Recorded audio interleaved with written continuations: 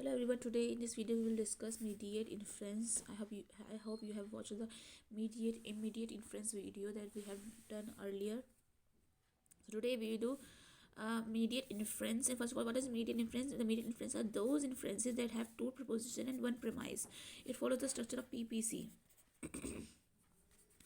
There are basically two approaches to solve the syllogism problem, namely analytical method and Venn diagram. There are two types of method that we can do to get the conclusion of a particular problem that you will be given in the examination. Most of the candidates prefer Venn diagram, although they prefer Venn diagram, but the analytical way is also very important, that you should get the answers quickly and more accurately, because sometimes what happens that you don't get the answers from Venn diagram, because these are the becomes ambiguous sometimes. So we shall discuss here both the analytical as well as Venn diagram methods. It may happen that we can do the analytical first in this video, then another next video we will do the syllogism from Venn diagram also.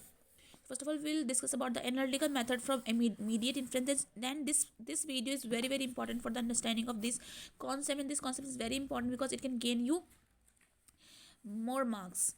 The basic steps to solve syllogism problems are, what are the basic steps that we can do to solve any problem.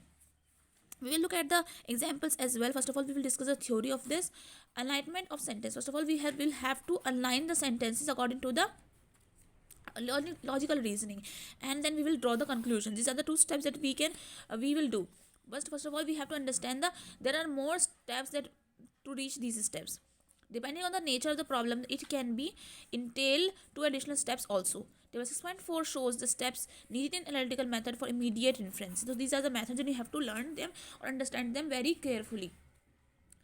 Alignment of the proposition. First of all, we have to align them in the standard format, and you have to draw conclusion by use of the table.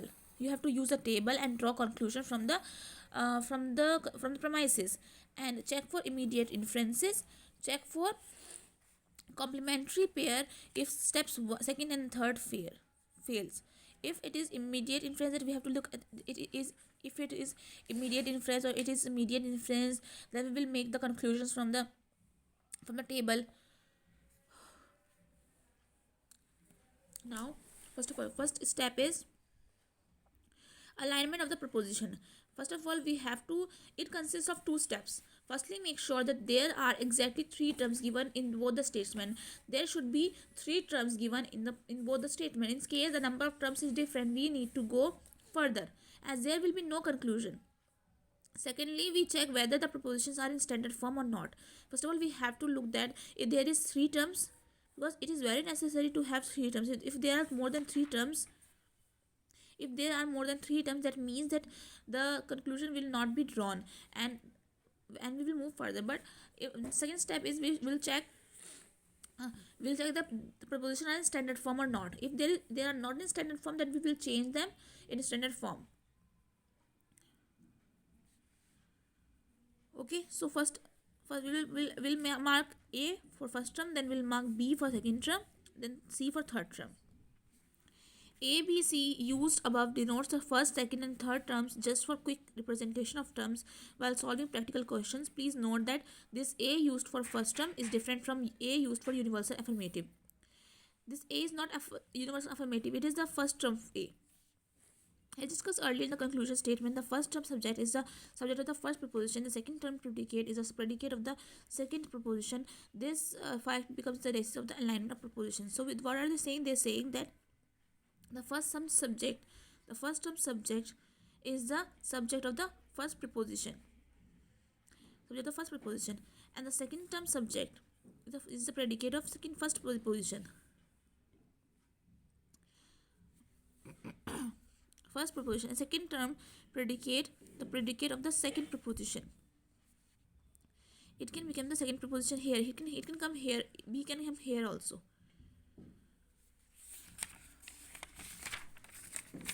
The second thing is, in case the problem is in standard form, we can directly move to step second. If steps first is also done, if also given done, if they are in standard form, that we don't have to look that either, we don't have to change that either. We'll move to the third step only. second step as well. If one of the proposed prepositions are not given in the standard format, align them by converting the first and second statement or both, changing the order of premises. We will change the orders of the premises if they're not in the correct format. We can make it clear through the following examples. It is important to remind the state that what mostly, generally, only, and so or man mentioned in both the statements. Initially, we can convert them into logical form. First of all, it's very obvious that these statements will be given, and we have to change them in standard form. And we have discussed it in the video of converting common languages statement into logical form. First example, they've given intelligent alone are laborious. Intelligent alone are laborious. So what is the meaning of alone?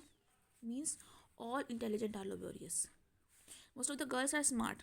So means some of the girls are smart. So we'll change them. These statements should first be converted into logical form according to the rules for logical terms. So all smarts are laborious. Okay, so all intelligent alone are laborious means all smart are laborious, all intelligence are laborious. This is in the form B to C. Some girls are intelligent. Most means some girls are intelligent.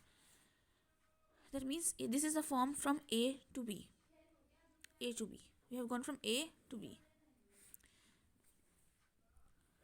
Now we have changed the order. Now we will convert them. We will move to the next second step. Let's look at the examples of to solve the examples. Some pens are books. If it is A, it is B. Some stationaries are books, and the books is same common. It is called middle term. So we will mark it B, and this is C.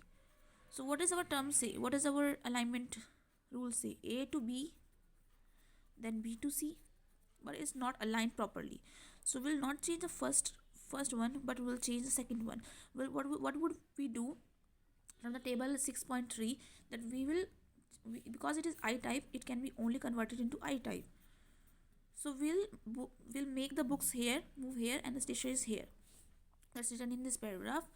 As the second statement says this particular type according to conversion tables, the second statement will become some books are stationery. So we'll change it to some books are stationery. Now the prepositions are also properly aligned. Some pens are books, and some books are stationery. We now move to step second. Now we will move to step second. Look at the example of step second. No van is house, all boxes are house. No van is house, all boxes are house. Here the common term house is the predicate in both prepositions. Here we have to alter the first preposition. Now what we have houses both in the predicate form, and also change the order to bring it in the form of A to B and B to C. All boxes are house, and our houses in van. We have done the second thing the earlier also, that we have changed the moved the houses from here to here to make it in the form of A to B and B to C. Now the predicate of the first preposition, the subject of the second statement. All boys are tigers, some tigers are cowardly. All boys are tigers, some tigers are cowardly. Here the middle terms, tiger is the predicate, the subject, the first position, the subject of second proposition. No alignment is required here. After aligning the statement among themselves, we move to step second.